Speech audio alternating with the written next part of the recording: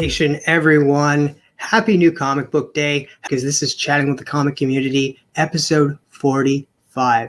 And this guy I have today, he's kind of part of Spinetix, just kind of. Nah, he's part of Spinetix. Also, he did a video for YouTube Cribs. Link is down below to check out that video as well. So I'm super excited. We got to see what he had in his collection. Now we get to crack open his head, look inside, and see how he got into comic collecting. Well, maybe not that graphic, but we'll get into the side of his head anyway.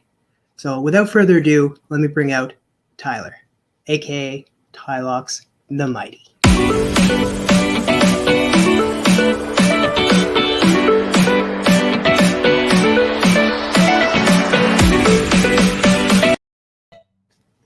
What's up, everybody? Station. Thank you so much for joining me, Tyler. How's it going today? It's going. I woke up and I ate and I have a roof over my head. We'll start with that. That's good enough, man. Thank you for joining me today to talk to you a little bit about your nerdy side. So for the viewers at home that don't know a lot about you, tell them a little bit about yourself. Okay. Tell them a little bit about myself as far as like how YouTube got started, or just in general? Just in general. Just in general? Okay. So, I was, I grew up normal kid, got into the normal things, Saturday morning cartoons, which most of those were comic book related in some kind of way. So, grew up falling in love with stuff like X-Men and Spider-Man and, all these other things that, were comic book related. And, I always liked doing stuff like that. Like, it was really weird how I was the only person that I knew who could go hunting or go camping or something like that, or I could play sports, or I could read comic books and play video games. Like, it wasn't a thing where I ever thought I had to fit myself inside of a box. So I just kind of did whatever was fun, and just that's the way I pretty much live my life. It's just whatever's fun that I enjoy, that's what I'm into, and that's what I'm going to do. That's awesome. So let's get right into it. So how did you start your collecting / reading comics journey? Well, I mean, when I was a kid, there were still comic books at gas stations. Like, you could go in and you necessarily wouldn't have a spinner rack. There was one spinner rack in my town, but my town that had like no stoplights. It was just a caution light. Like, people would ride their horses, up and down the roads to and from town because, hey, my horse I got to walk him for a while. He's been in pasture for a while. Let's get on him and get riding. Like, they still had comic books at gas stations. They had a spinner rack at one store and a couple other racks at other stores. And so as kids, they were like $1, $1.25. You would go to the, convenience store while you were playing throughout the day to get, soda or get, something to drink, something to eat real cheap or whatever. And so you keep on playing, and there would be comic books there and baseball cards and football cards. And you would just buy these things at the counter. Just, oh, these are cool. And so that's pretty much where it started, was us just randomly buying stuff. Like, I mean, there were no comic book stores. There were no, I don't even think there was cons back then. So, I mean, you just bought them, you read them, you tossed them to the side. Or if you read one, it was really good, you give it to your friend and be like, read this. You've got to read this. You got to look at the art in this, and we just did it that way. We just passed stuff around. My first Spawn 1 that I read literally was a buddy of mine got done reading it while he was sitting on the bed.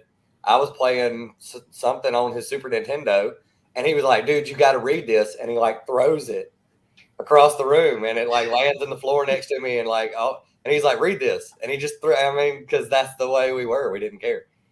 I just cringed a little bit when he said you threw it. I was like, oh. So what would you say would be the first comic story that you really fell in love with? I know you mentioned Spawn. So what are some other comic choices that you fell in love with at an early age? It would probably be Spawn. Probably would be number one, just because it was a book that really wasn't geared towards at the time when Spawn came out, I was 8, something like that. So I really wasn't supposed to be reading Spawn anyway. So it was kind of like a taboo kind of thing where I was like, oh, I'm not supposed to be reading this, but nobody knows it's what's in it. They just see the cover. They just think it's a comic book. They think it's camp. So, there was that one. That one really, the artwork, McFarlane's artwork blew my mind. And I'd seen his stuff before, but it really blew my mind. And the story, I love the story of how a mercenary turned on by his own people and finds out that, horrible, he goes to hell and all these horrible things happen to him because he was a horrible person when he was alive. And now he's not even trying to get redeem himself. He's just pretty much pissed. And he's just, out for everybody who's done him wrong. Like he's not even trying to redeem himself or anything. He's just angry. That really blew my, because that's not any story you ever heard on any TV show or any movie or anything like that. It was, this is the good guy and he does good things and something bad happened to him and now he must. That's professional wrestling too. So. I agree. It was new. It was something new to viewers. Like it's not so new nowadays, but it was back then. Also, Craven's Last Hunt. I read Craven's Last Hunt as I could piece it together over the years because there wasn't, oh, this is the whole run. You read one here and then a few months later you find one at a friend's house, that's like the Web of issue or, and so I read Craven's Last Hunt and pieced it together part by part. And I really enjoyed it. A guy who was a hunter who knew he was getting older and he was probably about to die soon.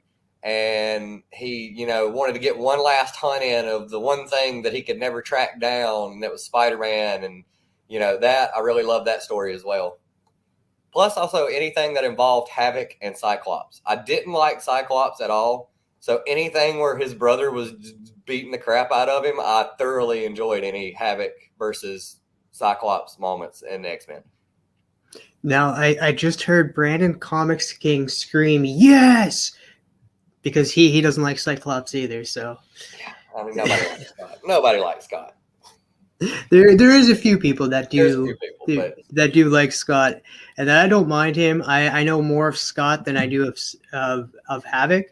Yeah. So that's the only thing, but I haven't been keeping up with a lot of X-Men stories. Just watch the cartoon and then try to get into some current stuff.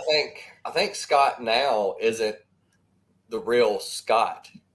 The real Scott died, and he's like a fake Scott. I don't know. I missed it. So you say way back when, you're talking about collecting comics when you're a kid, you mentioned 8 years old. So did you ever take a break, or were you always collecting, always reading comics? Oh yeah, there was tons of it was whatever was. It was kind of like comic books and baseball cards were like the background. They were always in the background. They were always here and always there, but it was never something that I was actively going after. To me, in my mind, I would rip open a pack of baseball cards and I'd be like, oh, Ken Griffey Jr. I really like Ken Griffey Jr. Am I actively going to go drop all my money all the time for the next 6 to 8 months buying every pack of cards I can get my hands on to find every Griffey card? No, I always figured I've got time. There are other stuff because when you're a kid, man, and all this marketing towards you, 1 month it's like the toys. You have to have the X-Men figures that came out, the own card figures that they came out with. You had to have those. And then after a month, the Power Rangers were hot. And then, the next month it would be Pokemon, or the next month it would be, and it's always this new thing. So I always just assumed that the way you collected was, I buy comic books. Okay, well, when I have money to buy comic books, or I'm in the mood to buy comic books, I'll buy comic books.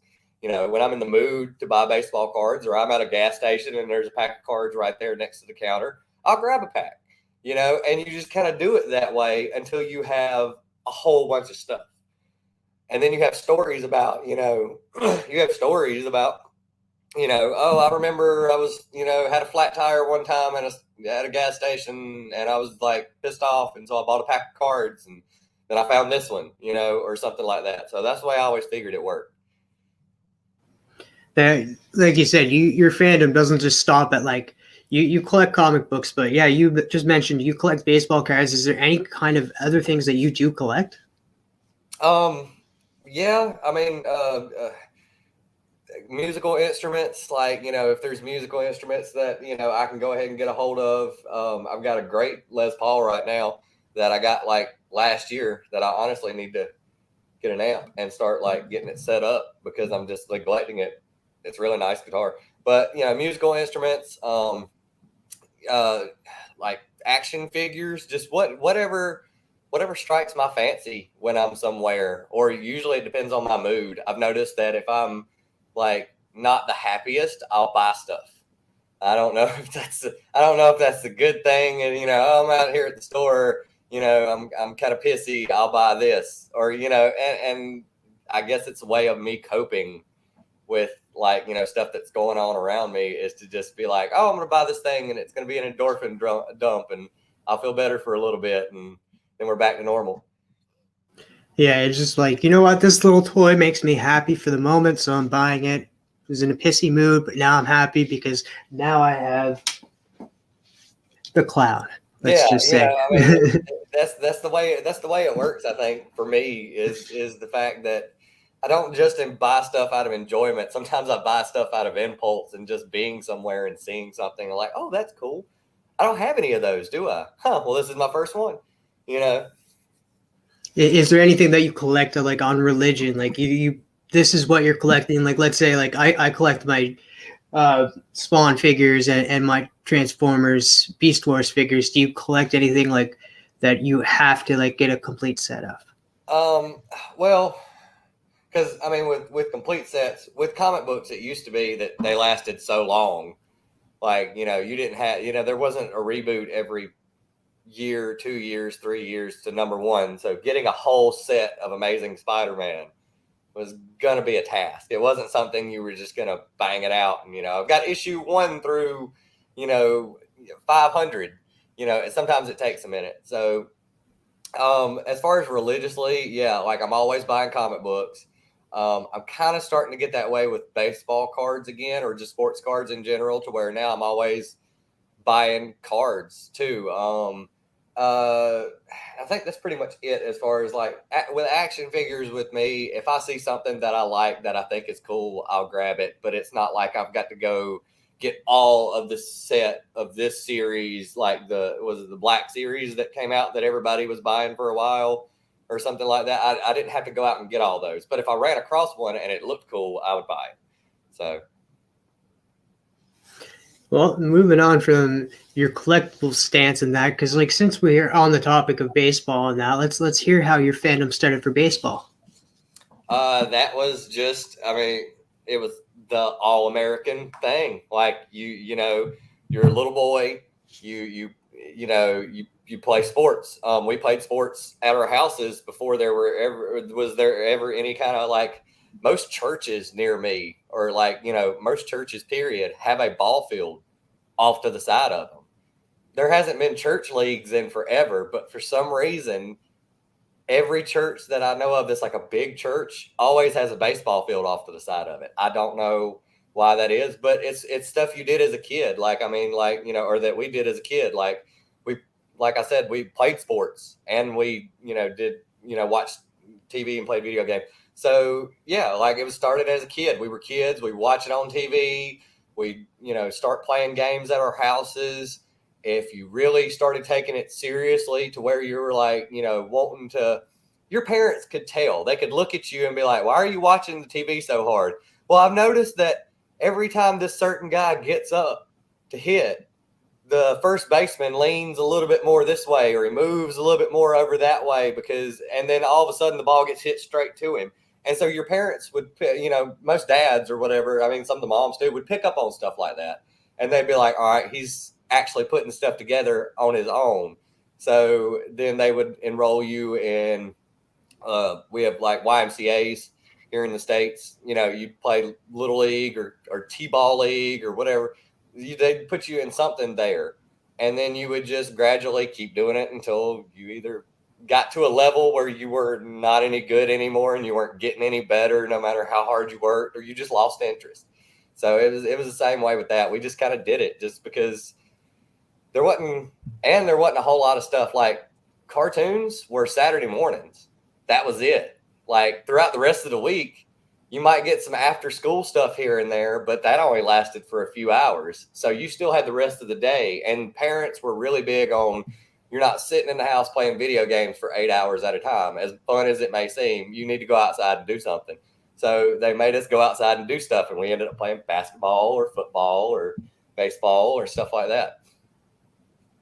Or riding our bikes. Yeah. Oh man, dude, some of the greatest scars that I still have are from riding my bike and doing insanely stupid things.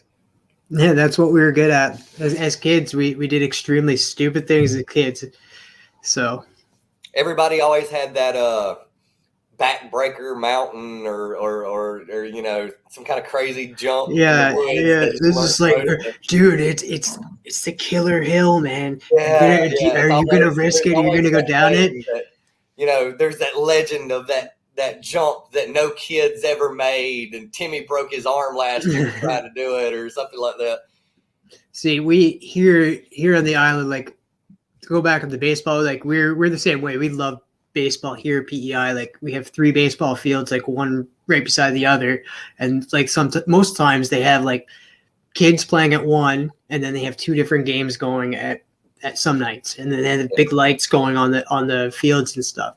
So that it's always been huge here. I know in junior high and stuff, I played softball, and that's what they played in the schools, and that it wasn't baseball; it had to be softball.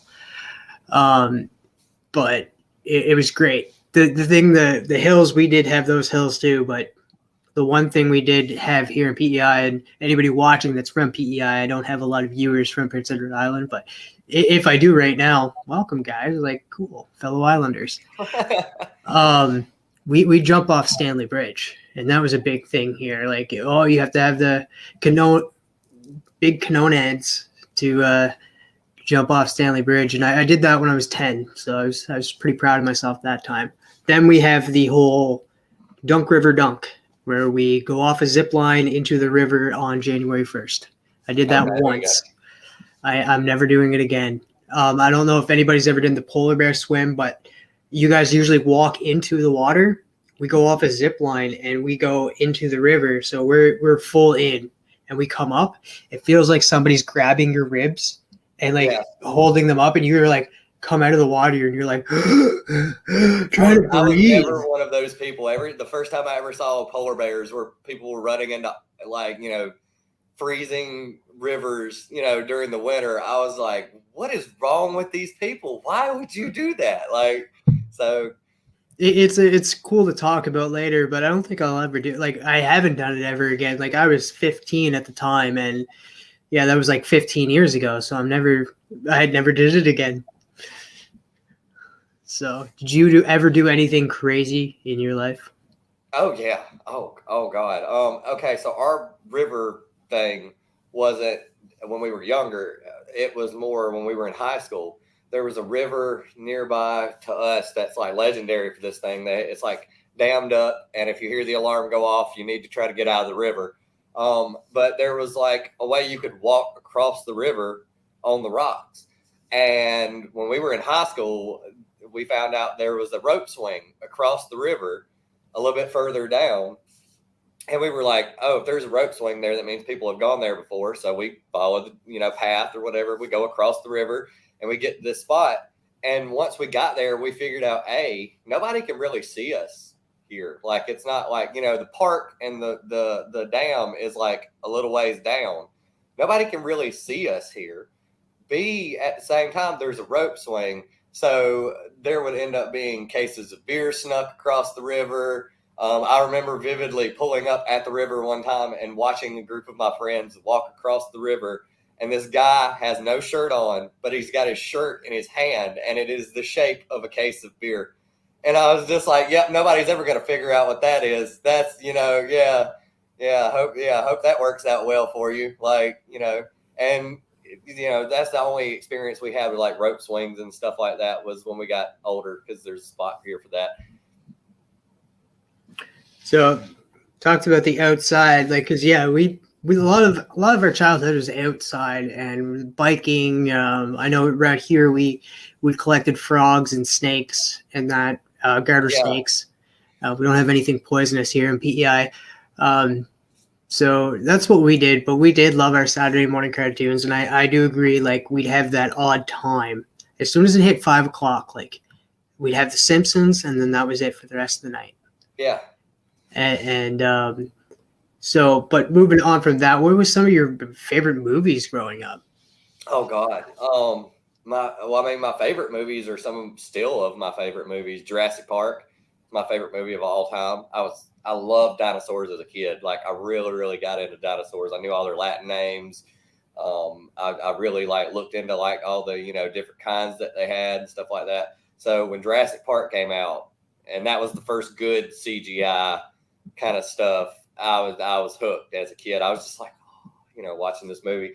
Terminator 2 Judgment Day, that was a favorite from back when I was a kid. Let's see. As far as like movies, now I'm thinking about when I was at high school, Clerks and, all the Kevin Smith stuff that I ran into, Crow, really love that. Lots of action adventure stuff, lots of like sci-fi, Star Wars, definitely as a kid. Like when I saw the first Star Wars, I was like, this is great. This makes total sense. I don't see why some people say this stuff makes no sense. Like, of course it doesn't make sense. It's happening in a galaxy far, far away. You guys didn't read the beginning. Like, so there's Star Wars, there's all that stuff. With us, it was really TV really took off when we were younger, because you had stuff like Power Rangers, and Pokemon, and Dragon Ball, not Dragon Ball Z, not Dragon Ball Super, not Dragon Ball GT, Dragon Ball, the original Dragon Ball. That was huge. They had movies off of that and stuff too. Let's see. Any other movies? I mean, my favorite Spider-Man movies were the ones with Andrew Garfield in them. That probably will make people be like, why? That's a hot take right there. That's definitely a hot take. Like, yeah, people are Andrew like, Garfield why is that ones. your favorite? Because he played Peter. To me, perfect. He was a smart mouth. It just seemed very organic the way he acted, like a teenager who found out he had all these powers. Like, I mean, most of us as teenagers wouldn't have been like, with great power comes great responsibility. They would have had to have been something huge and monumental that made us see that. Because being a teenager, I can run up walls. I never can fall down. Like, I can pick up a car. Like, this is great. Like, what's the downside to this? And then, you find out later there are downsides to everything. Let's see, other movies that I was into when I was a kid. There was when I was a kid, there was those weird action adventure movies that were always like, now they're probably classics. Like Stallone did one called Cobra, where he was like a detective or a cop or something. I don't know, but he was like this cop that went, and then you had like the Under Siege movies with Seagal, Delta Force movies with Chuck Norris. All those are really huge. Van Damme had Bloodsport, and what was the one where he had a twin, where he played himself twice? Double Impact, I think it was. You had all those movies. We watched all those. There was one with Charlie Sheen in it that a lot of people probably don't remember. It was Charlie Sheen and a guy who was a football player at the time who had the mullet, and he had like the lines and stuff in it. What was that guy's name? He only played a few seasons, and he wasn't really that good, but he was supposed to be really huge player, and he just never. But anyway, he was in that with Charlie Sheen, and I can't remember the name of that movie. It was like he was infiltrating a biker gang and trying to like bust like their drug selling operation. So Charlie Sheen became a biker. He like grew a beard, and he built his own motorcycle, And so stuff like that. I was into that when I was a kid too. Dumb action movies, I guess you would call them, just, explosions and gunfire and people jumping in slow motion and all that good stuff. So has your taste throughout the years stayed the same? Like you love the action, or do you defer and like sometimes you watch some fantasy stuff or some No, sci-fi stuff? now it's broadened a whole lot. Like now there's like tons of fantasy. There's still some action adventure, shoot 'em up explosion stuff that I watch here and there, but really not a whole lot because it's been done so much. There's only so many biker gangs that come after a guy and his family, or so many, uh, things that are threatening the world that only John McClane can stop. Some cop from New York who's like not even supposed to be here today. Like not even supposed to be here today, and he's got to like stop, international smugglers or so. There's only so much of that you can do before it's all just repetitive anyway. So like, now it's more, I watch a lot of fantasy stuff, some animated, but not really a whole lot. And like, it's basically all superhero based now is pretty much the stuff that I really, really get into. Now you said animated, like you're talking about animated or anime? And anime for me, really, like I have Akira, and I remember Akira, and I remember I was into Bebop and all that stuff when I was younger, and I still love that stuff. Trigun, all that great stuff. They made movies out of all that, little hour-long movies or whatever and stuff like that. But a whole lot of anime, I really never. Let's see, what was the newest anime stuff that I think I got into that I started binge watching? There was a show, Evil Mike turned me on to a show called was it One Piece or something like that? A movie called One Piece. I watched it and I was like, oh, this is pretty cool. One Piece was an anime that came out years ago. I remember I think I was a kid when that first came out. There you go. That's probably why I like it. Yeah. I never knew that they came out with a movie, but yeah, the movie might be after the actual series. So you might, if you like the movie, I'd go back and watch the show. Okay, well then there you go. That's probably why I liked it so much. There's another show. Is it a show? I think it's a show that's out where this guy has a sword that helps him defeat demons. But it also involves like him and his relationships. Like he's like a teenager, of course, because it's always a teenager. It's always Kagome falling into a well and coming to another, feudal Japan to help Inuyasha. So is it demons or are they spirits? I think they're spirits. Are you talking about Bleach? Yeah, Bleach. Well, that's new. That's older. That's older too. That came out. Oh man, that was older. I remember it came out roughly around the same time Naruto came out. And it separated me and my friends. Some of my friends, to this day, I haven't watched all of Naruto, but I have to go back and watch it. I got to get into it eventually again, but it separated us because some of us watched Naruto and some of us watched Bleach, and both long-running series. Because what's the name of that show? Avatar. Avatar. That's probably like the newest thing then that I've seen is Avatar, and I thoroughly enjoyed that. I thought that was great because it's like. To me, it's like the Final Fantasy video games. It takes like modern stuff and like mixes it with like, older technology and it's kind of steampunkish in a way. And it kind of like, flips that switch for me where it's like, oh, this is kind of steampunky. Everything's run off of like steam or coal or fire or like, fire that they make from these like, from something that radiates heat or something, and it's always stuff like that I've always gravitated towards as far as like anime.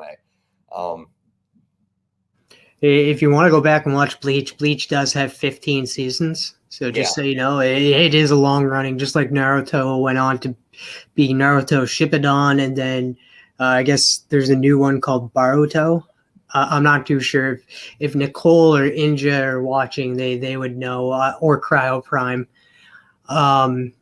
To be Actually, honest, there's quite a few one actually of people that are into anime around here, like Eric the of Phoenix and that. my favorite animes, like quote unquote animes, is probably one of the oldest ones. I was a huge fan of Lupin the Third when I was younger, and I still can watch Lupin the Third to this day and thoroughly enjoy it because I really relate to the characters. Like the three main characters, those were me and my two best friends in high school. The personalities, the way they presented themselves, the way they acted was 100% spot on us.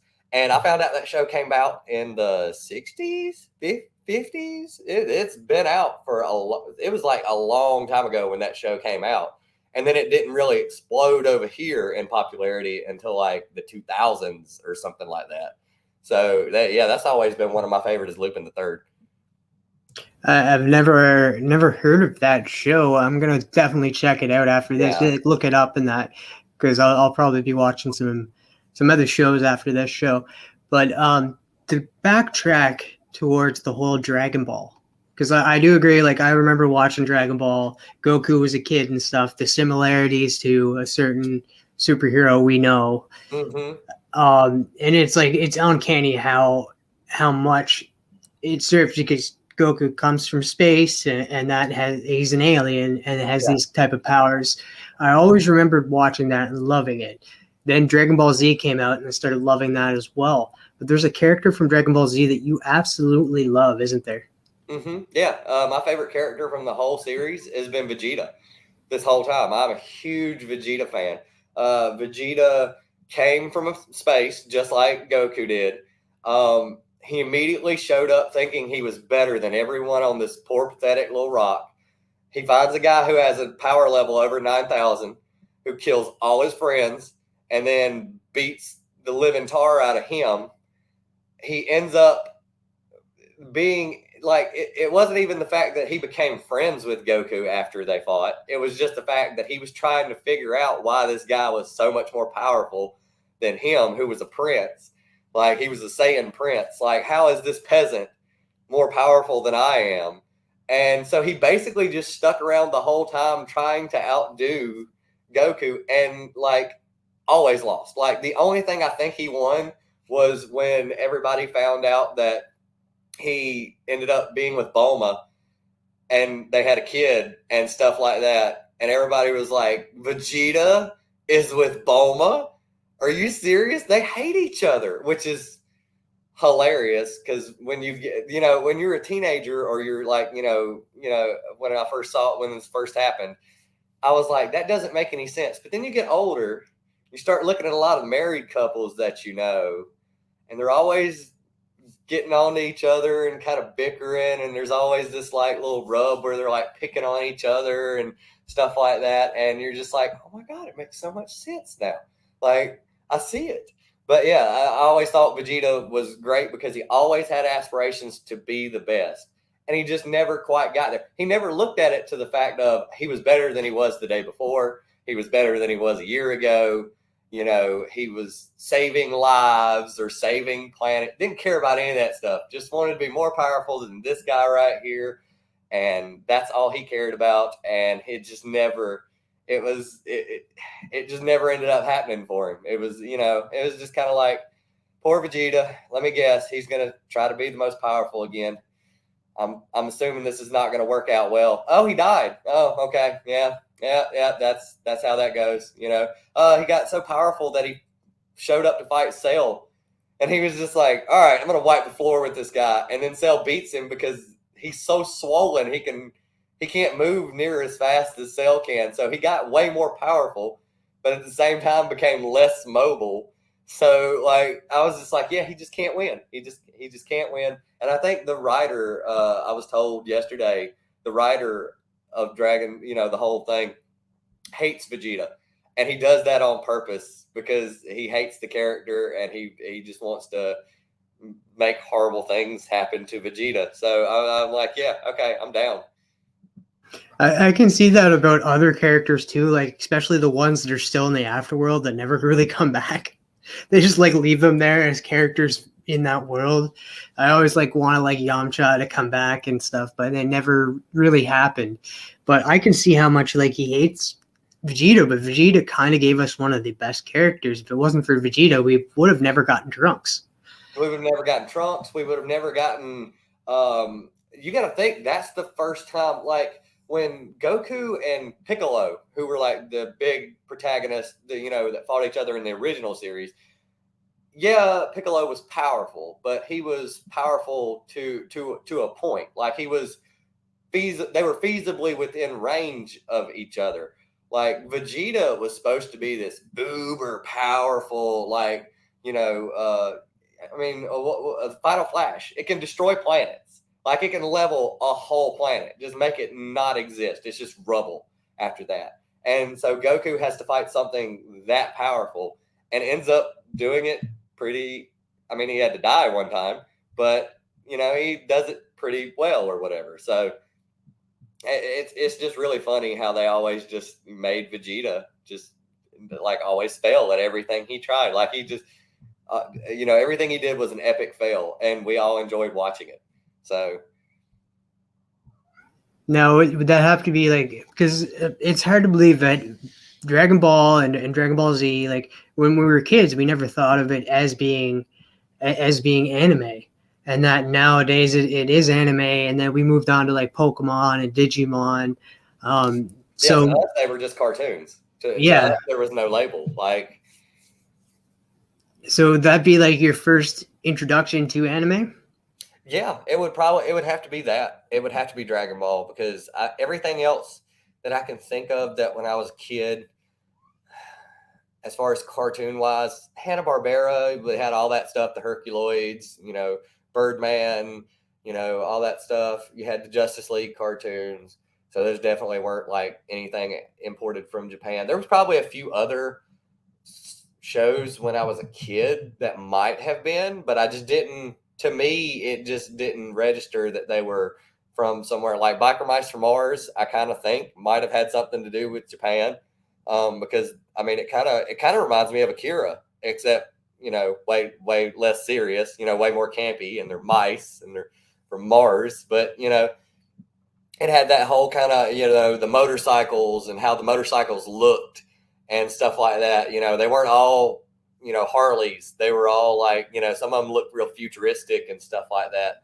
I'm trying to think. Mighty Max, I think, was an American cartoon as well that I was big into when I was a kid. So yeah, I think Dragon Ball would be my first anime that I ever saw.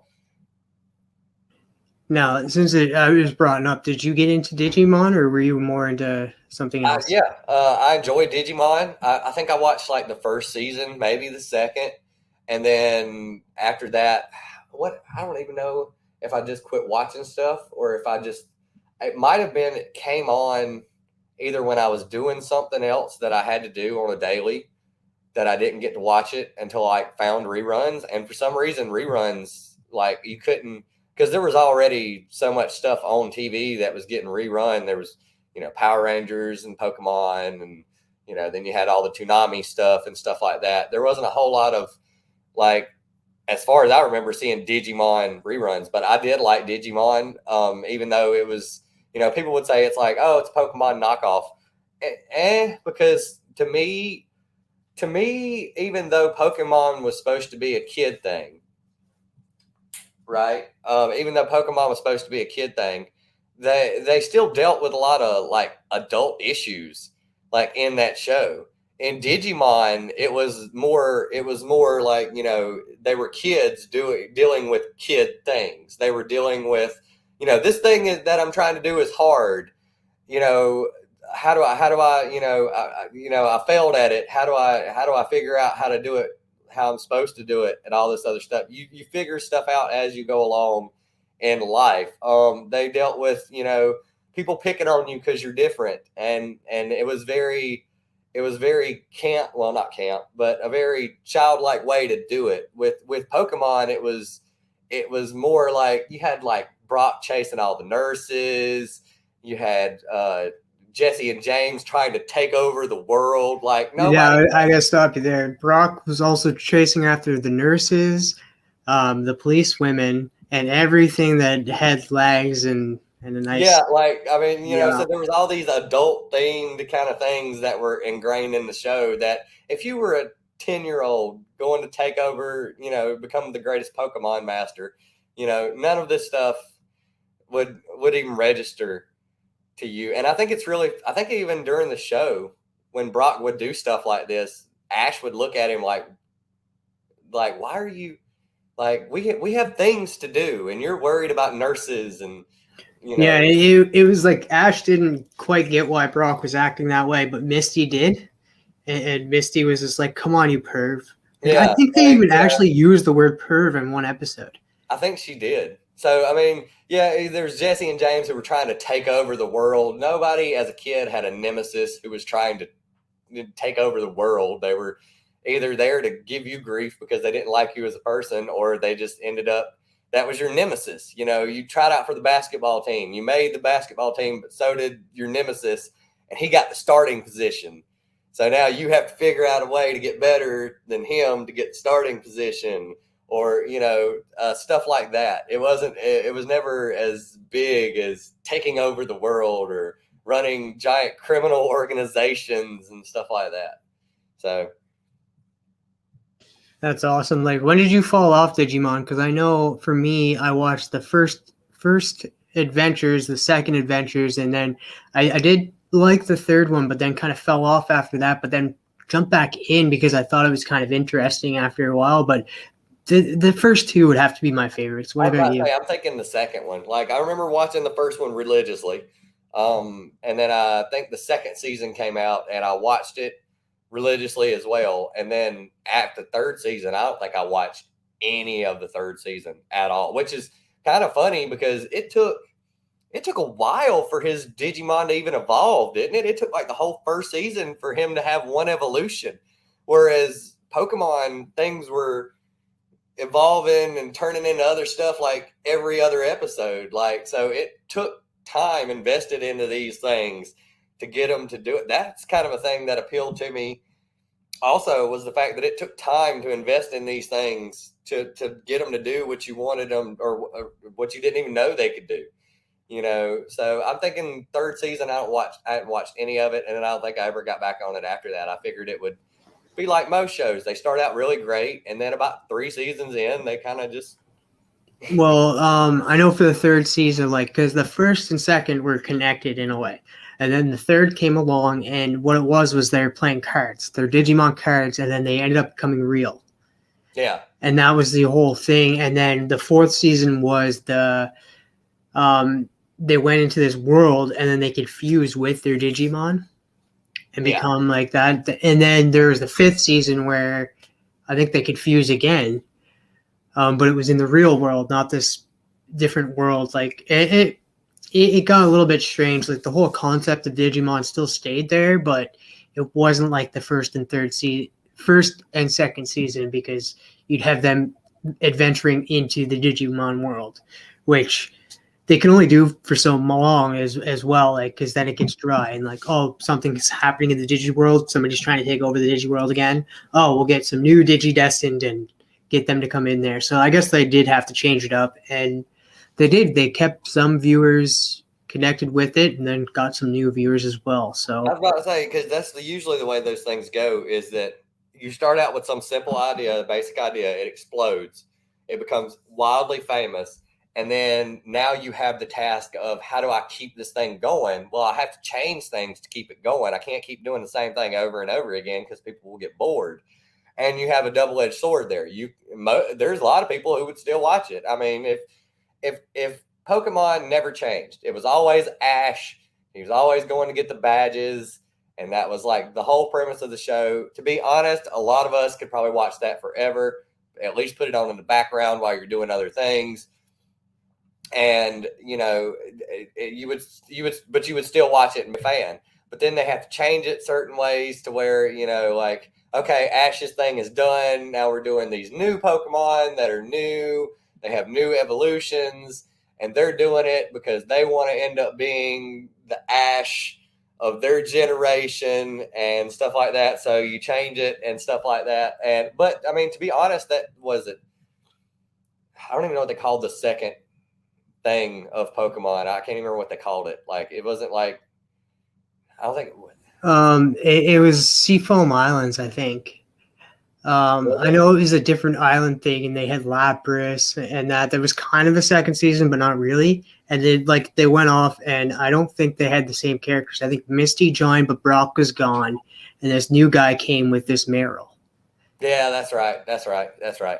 And then I started watching it again back when it was the new group of kids, and it was like, what was the name of that thing? It wasn't Pikachu. It was like whatever was before Pikachu. Was it before? Pichu.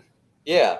And so it was that group of kids. And they did the same thing. They were going around to gyms. They were battling gym bosses. They were fighting things to get there, trying to catch new Pokemon. And I started watching that. And I was like, there you go. Like I'm watching it again. Like, I mean, it's the same formula as before,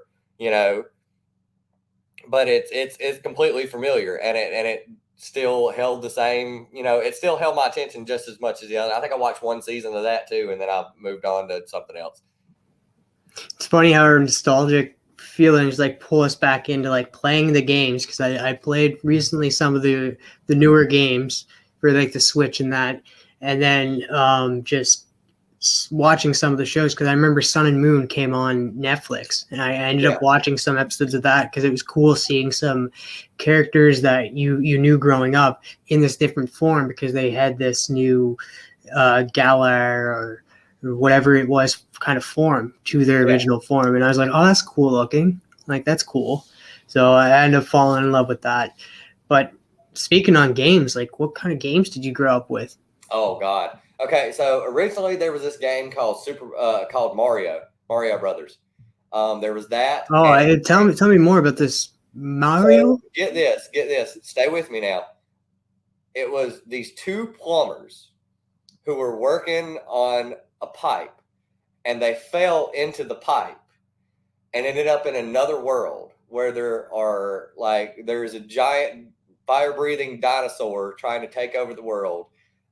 There's a princess that needs their help because only they can help her in this new world that they have just stumbled into, defeat this fire-breathing dinosaur who's way bigger than everyone else. Does this fire-breathing dinosaur have a name? Yeah, his name is Bowser. Oh, that's so sick. It is. And he has little tiny mushrooms and bombs that he sends out into the world to do all these horrible things. And they figure out that if they just jump on the mushrooms, they die.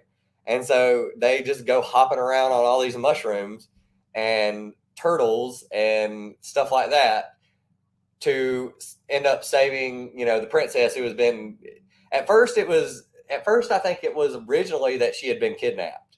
But then after she had been kidnapped, they kind of quickly figured out, well, she can't keep getting kidnapped all the time, because then people were like, well, why don't they just, beef up her security? So I think it was just that then Bowser wanted to take everything over. And that came attached with a game called Duck Hunt. And Duck Hunt was literally you watching ducks fly across the screen, and you had a pistol that had like inside of it had a little laser thing, and it would emit it at the Nintendo or whatever, and you would just shoot the ducks as they flew by, and they kept being more and faster until you eventually got pissed and you threw the controller somewhere and you went and did something else. So there was that game. But as far as like games that ruined my life, like as far as like took all my time from other activities away, because there was Sonic. Sonic was huge when I was a kid. Everybody loved Sonic, but it was the same, spinning, getting the rings, spinning around, Robotnik, destroying things. All these, it was par for the course. But I ran into a game when I was in middle school. I want to think it was 7th grade. Might have been 8th grade. It was 8th grade. I ran into a game when I was in the 8th grade. There's this new thing that came out called a PlayStation. And I ended up getting 2 games for this. One was Final Fantasy VII. And Final Fantasy VII completely changed the way. You mean to tell me that there's a video game that I can't beat in a week, or that I can't beat in a day? Like I have to play this thing for 6 to 8 months. I'm pretty sure it was the first time that we've ever seen because they some PlayStation games came with like 2 discs, but it was like a special disc to like do something else. It was special Yeah, towards it it. was But like this one came with the actual 3 discs. Like you'd play this game, as soon as it said, you say insert disc 2. Like this was the first time, and we had 3 was it discs. 4? I think it was 4 discs. No, it was 3 discs. That was right. Because the second, Final Fantasy VIII had 2. That's right. So yeah, And it was crazy having that. I remember playing that game, and it was long. It was a long game and stuff, and it just blew your mind that at a certain point in the story, it was like insert disc 2, and I was like, for real? Like I have to that's not just like previews for the next games that are coming out over the next 6 months or like a demo. Because back in the day, there was these demo discs. You would get a disc that had demos of games on them that were coming out in the next 6 months or something like that, and it was supposed to make you want to buy the game. I think everybody I know has played the Tony Hawk one, where it's got the song and it's got it's the warehouse level, and you could play that thing. I remember I spent 2 whole days, a whole weekend one time, playing that one level, trying to get my own personal high score. Screw what everybody else was doing. I was getting my own personal high score in that game. yeah. So there was Final Fantasy VII. You had to if you would beat it, and then you would go talk to a friend of yours and be like, I finally beat it. And they're like, did you get the thing? What thing? The thing you got when you went to this place and you found this thing. I didn't even know that place was there. Now I've got to replay the whole thing all over again and make sure I go get that thing. And then plus there was a character that you'd have to do a certain thing. It was his name was Valentine. You'd have to do a certain thing or else you wouldn't get the character. Yeah. And you only had that one shot to get him. I think it was something you had to. It was in the original town. Like you were in Midgar. Before you left Midgar, it was like a burning place, and that you'd have to do a certain thing. And even though Valentine was kind of like he wasn't there, he's a demon type character. Yeah. You could end up getting him, and I didn't find that out until I was on the second disc, and at that point you have to actually start right over it and start from the beginning because you can't go back and get him at this point. Because I got lucky because when I started playing Pokemon on Game Boy, right? Because originally Pokemon just came out on Game Boy. There was no, even though there was N64, I think was out at the time. GameCube might have even been out. There wasn't like Pokemon, like the going through the adventure. It was like I think there was Pokemon Stadium and Pokemon Snap, where you took pictures of Pokemon and stuff like that. But there was no. Listen. Pokemon Snap was the shit, man. It was fantastic. I don't care what anybody says. Pokemon Snap was the best. Yeah, they didn't take what was on the Game Boy and just make it a bigger, version. It just was really weird that I was like, finally, a Pokemon game I can play on a console, and then it's like Stadium or Snap, and I was like. I mean, I was kind of wanting to do the stuff that I did on the Game Boy just on TV, but so there was those, but there was no if you wanted to know how to do everything, you had to have these things called strategy guides, and I was really lucky that my best friend was a huge gaming junkie. He had all the strategy guides. So I had the strategy guide tell me how to beat Pokemon, and I was like, well, most of the stuff I could have figured out on my own anyway. It's randomly walking around till you run into things. But when it came to Final Fantasy VII, he had the strategy guide for it. And oh my God, I think when I sat down with the strategy guide, how long did it take? I played, well, not every weekend because I did go do other stuff too. Then I had school. I think it was probably a year solid of just gaming on and off here and there whenever I could. Sometimes I would spend whole weekends. Like I'd get off school on Friday, I'd go home, be like, no hanging out with friends this weekend. No, nothing. Chores are all done. I ain't got nothing to do. I'm just gonna eat Doritos and play video games all weekend. I think it was some times of that. It took me a year with the strategy guide, going through every aspect of the game, chocobo racing, all that other stuff, all the side stuff you didn't really have to do to beat this game. It took a long, long, long time, and it was ridiculous. I was like, what are these things? And then I found out they're called RPGs or JRPGs, the Wild Arms. stuff like that, where you have to go do all these things, and it's leveling up and it's grinding. Grinding, that was a new term. People didn't know grinding. They were like, grinding, like, what are you doing? Are you trying to get, you're doing the same thing over and over again against things that don't matter to increase your level.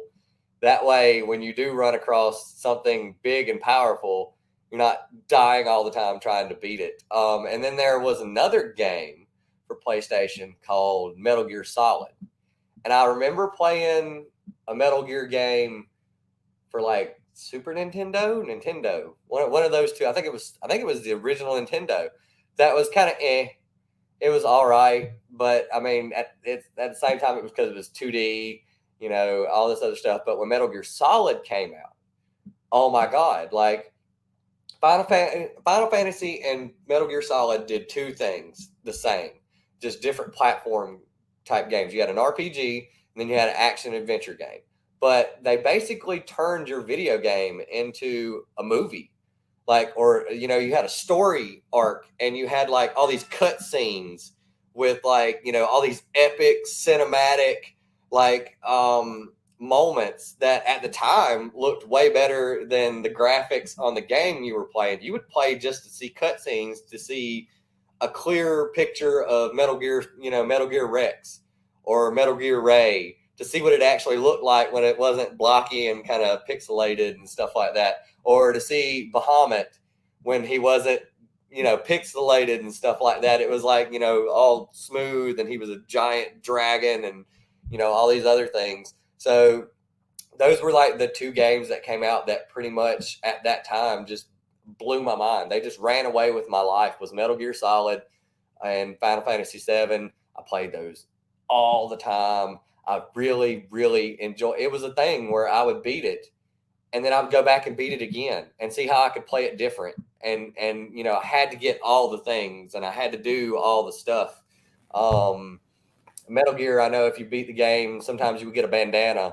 The bandana would give you more. I think it was what it was supposed to do was make it to where bullets were hard. It was harder for bullets to hit you because you had the bandana.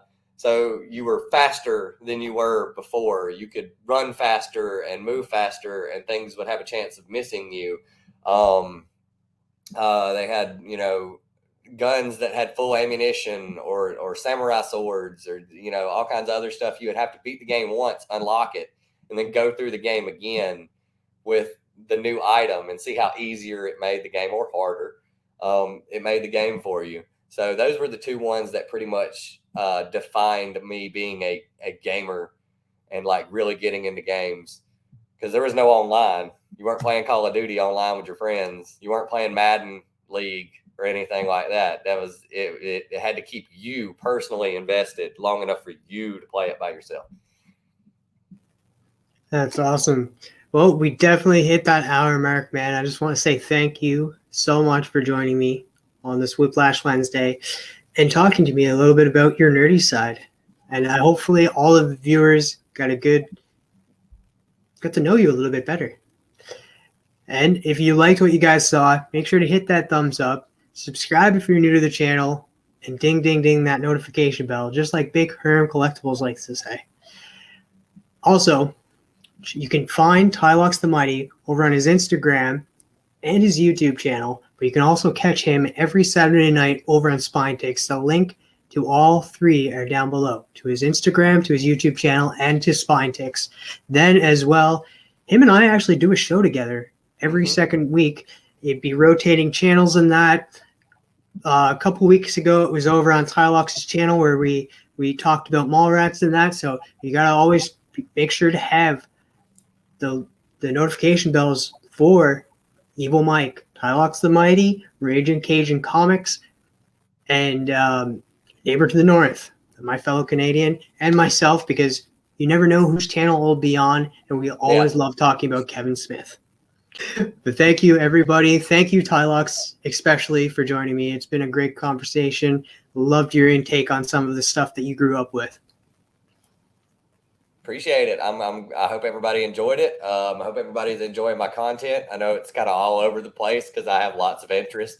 So I'm always putting out new kinds of stuff. Right now I'm doing a thing where I'm involving music and collectibles, musicians who just can't stop spending money on things that, you know, is a pit for them to throw their money away in. So I'm interviewing musicians who collect comics or pops or figures or, you know, band t-shirts. Band t-shirts are a thing. Like collecting band t-shirts is huge. Like I know people who have closets full of t-shirts they're never going to wear because they have too many. And so, yeah. Hopefully everybody's enjoying the content. And I hope everybody keeps watching. That's awesome, man. So station everyone. And as always, my friends, stay nerdy.